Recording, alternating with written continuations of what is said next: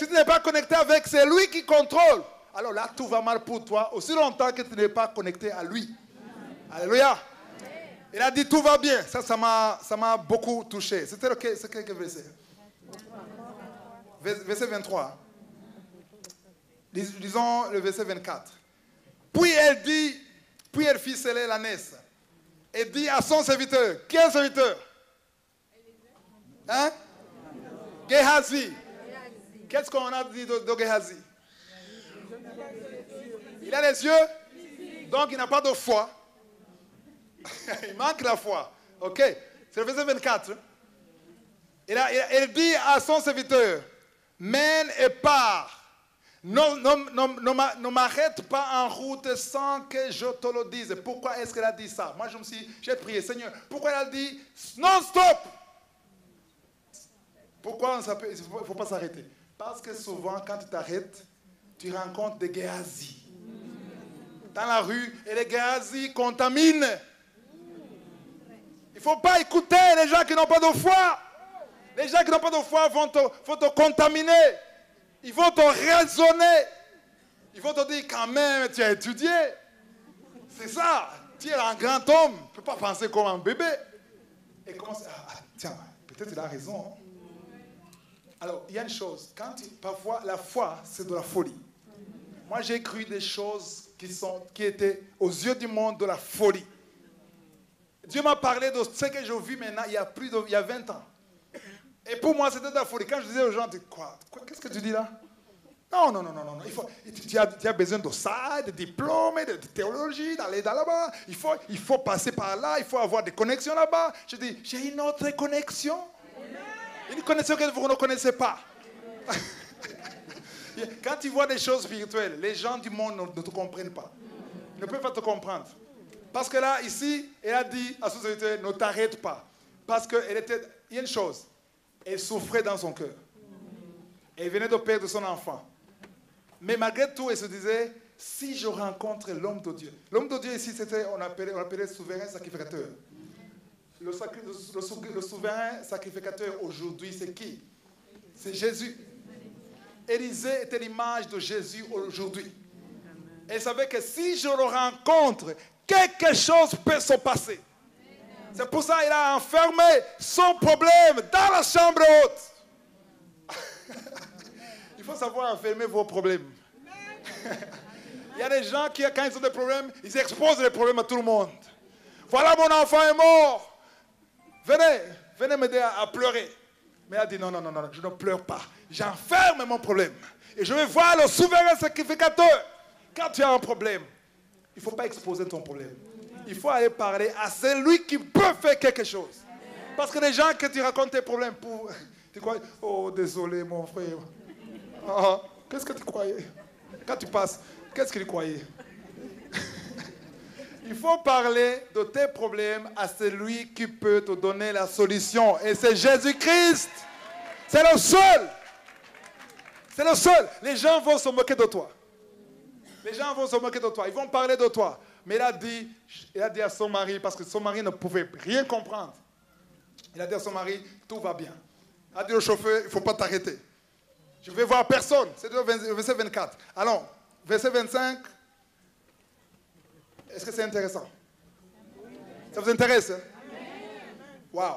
Verset 25. Elle partit donc et se rendit vers l'homme de Dieu sur la montagne de Carmel. L'homme de Dieu, l'ayant aperçu de loin, dit à Géhazi, son serviteur, voici cette Sunamite. Verset 26. Maintenant, cours donc à sa rencontre et dis-lui. Il envoie qui? Il a envoyé la mauvaise personne. Il a envoyé la mauvaise personne. Il a envoyé quelqu'un qui n'a pas de foi. Alors, il a envoyé à la rencontrer avant qu'elle arrive. Et dis-lui, te portes-tu bien? Ton mari et ton enfant se portent-ils bien? Qu'est-ce qu'elle a répondu? Quoi? Bien. Il a dit bien à qui? Parce que Géhazi ne pouvait rien faire pour elle. C'est la seule réponse que tu vois. Les inconvertis, les croyants, quand tu te demandes, il faut dire tout va bien, tu ne mens pas. Parce que c'est vrai, tout va bien parce qu'il y a le Seigneur. Il y a le souverain sacrificateur qui peut trouver la solution. mais il a dit bien à quelqu'un qui est aveugle spirituellement. Mais vous allez remarquer que quand il a rencontré Élisée, il n'a pas dit que tout va bien. Il a parlé de son problème. Il a même pleuré. Parce qu'il savait que lui, il a la solution. C'est ça le problème. On va raconter nos problèmes à quelqu'un qui ne pleure même pas, qui fait semblant d'être malheureux pendant que tu es là, pour ne pas te décevoir. Mais il faut aller chez le Seigneur. Il faut monter chez le souverain sacrificateur qui s'appelle Jésus-Christ. C'est lui qui a la solution. Pas un homme, pas ta meilleure amie. Parce que ta meilleure amie a aussi des problèmes. Tu viens ajouter tes problèmes à ses problèmes. C'était le verset, quel verset? 26. 26. Hein? Waouh. On va voir comment elle a parlé à l'homme de Dieu. Verset 27 à 28. 27. Et dès qu'elle fut arrivée auprès de l'homme de Dieu sur la montagne, elle embrassa ses pieds. Géasi s'approcha pour la repousser. Tu vois encore? Cet homme est compliqué. Elle vient vers le souverain sacrificateur, vers l'homme qui a prié pour elle, l'homme qui est connecté au Dieu vivant, et Géasi fait « pousse-toi ». Donc garde ne touche pas l'homme de Dieu. Parce que pour lui, il disait, qu'est-ce que tu veux? Il ne peut rien faire pour toi, il est mort. Pour lui, l'enfant était mort. Il essaie de le repousser. Il y a beaucoup de Géasi qui te repoussent, qui bloquent ta foi, qui te découragent, qui te disent des mauvaises nouvelles pour que tu perdes la foi. Il ne faut pas écouter les Géasi. Il ne faut pas les écouter. Il faut écouter ce que la parole de Dieu dit. Alléluia. C'était quel verset? 27. Mais l'homme de Dieu dit, laisse-la. Quand quelqu'un te repousse, Jésus dit, laisse-la. Il ne faut pas la repousser. Car son âme est dans l'amertume. Il y a des gens ici même, dans cet immeuble. Ils ont l'âme dans l'amertume. Mais tu vas sortir changer. Alléluia. Tu vas sortir changer. Parce que tu es dans l'amertume, parce que tu ne savais pas. Tu n'avais pas les yeux spirituels. Maintenant, tu vas savoir que rien n'est impossible. Rien n'est impossible à Dieu. Et ton âme est dans l'amertume. C'était le verset 28, 27. Et l'Éternel me l'a caché et ne me l'a point fait connaître. Il était un grand prophète. Il avait des visions. Mais pour ce cas-là, Dieu l'a caché. Dieu ne lui a rien dit. Parfois, il y a des choses que Dieu nous cache et des choses que Dieu nous révèle. C'était le verset 27. C'est ça. Verset 28. Alors, elle dit, ai-je demandé un fils à mon Seigneur? N'ai-je pas dit, ne me trompe pas. Elle dit, c'est toi qui m'as donné cet enfant. Je n'ai même pas demandé cet enfant. 29. Et Élisée dit à Géasi encore. Qu'est-ce qui a pris Élisée? Si c'était Élisée, j'allais virer Géasi et chercher quelqu'un d'autre. Elle a dit à Géasi, Saint-Terrain, prends mon bâton dans ta main et pars. Le bâton, c'est un signe de quoi? D'autorité. Amen. Prends mon bâton et pars. Si tu rencontres quelqu'un, ne le salue pas. La même chose. Parce que déjà, tu n'as pas de foi. Et si tu rencontres quelqu'un qui te dit des choses, même le bâton, tu vas jeter. Ne le salue même pas. C'est ça. Et si quelqu'un te salue, ne lui réponds pas. En fait, on ne parle pas de Géasi. On parle à toi aujourd'hui. Si quelqu'un te dit, tu n'auras jamais d'enfant, ne le réponds pas. Si quelqu'un te dit, tu ne seras rien, on m'a dit plusieurs fois, tu ne seras rien. Il ne faut pas répondre, il faut te défendre. Mais j'ai la foi, j'ai le Seigneur, il ne faut pas parler. Il ne faut pas te défendre. Le Seigneur va te défendre. Il dit, il ne faut pas te défendre, il ne faut pas répondre. Laisse le Seigneur combattre pour toi. Dieu a dit à Moïse, c'est à moi le combat. Je vais combattre pour toi. Garde silence. Exode 14, 14. Garde silence.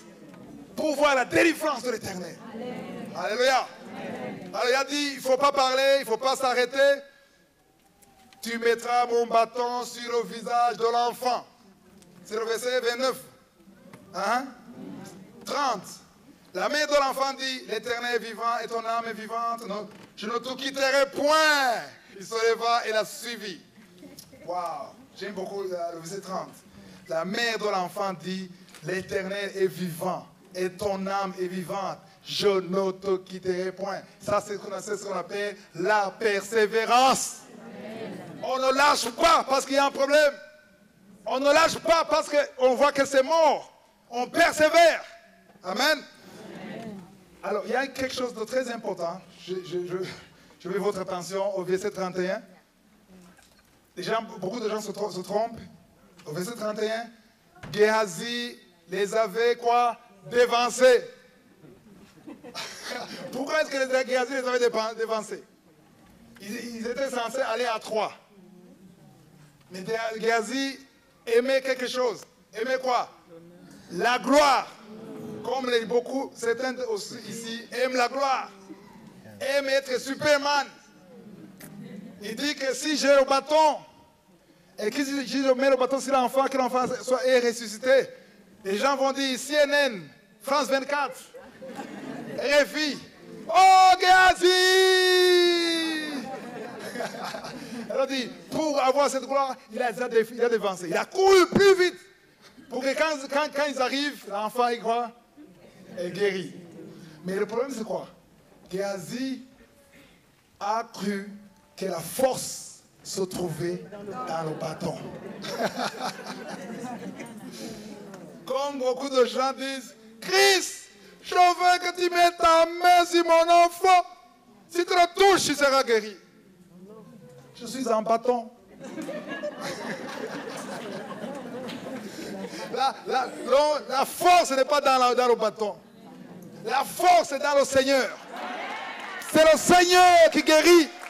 C'est le Seigneur qui fait des miracles. Alors il faut changer. Si je le vois, si je le touche seulement, je serai guéri. Non, si tu touches Jésus seulement, tu seras guéri. Parce que le bâton, c'est le bâton. Le bâton peut brûler. Un homme peut mourir. Mais Jésus ne meurt pas. Il est toujours là. Alors ils ont cru que, Géhazi, c'est vraiment un enseignement. Hein? Il ne faut pas être de Géhazi. Alors ils ont dévancé et il avait mis le bâton sur le visage de l'enfant pendant que les autres sont derrière, ils ne sont pas encore arrivés. Parce qu'il voulait être l'homme fort. Sur le visage de l'enfant, mais il n'y eut ni voix, ni signe d'attention.